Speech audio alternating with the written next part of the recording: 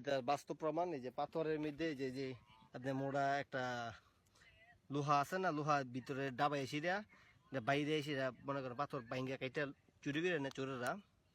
যে ইন্ডিয়ার যে বর্ডার সাইডের লোক আছে তারা বাংলাদেশের পাথরগুলো চুরি করে নিতেছে।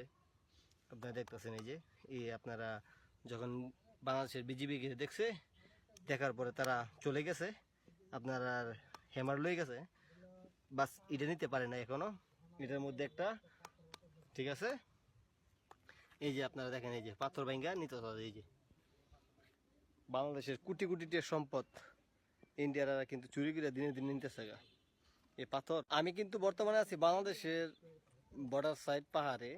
আপনারা জানেন সিলেট সুনামগঞ্জ সাইডের আপনার বর্ডার সাইড, পাহাড়ের বর্ডার সাইড যে বাংলাদেশের সীমানায়, এখানে পাথর চুরি করে নেয় ইন্ডিয়ার অনেক লোক।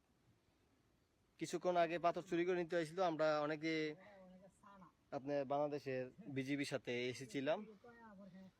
যখন বিজিবি আসতেছে দেখে তারা কিন্তু চলে গেছে। এই যে তার বাস্তব প্রমাণ। এই যে পাথরের মধ্যে যে যে আপনার মোড়া একটা লোহা আছে না, লোহার ভিতরে ডাবাই এসিরা বাইরে এসিরা মনে করেন পাথর ভাঙ্গা কাইটা চুরি করে না চোরেরা। যে ইন্ডিয়ার যে বর্ডার সাইডের লোক আছে তারা বাংলাদেশের পাথরগুলো চুরি করে নিতেছে।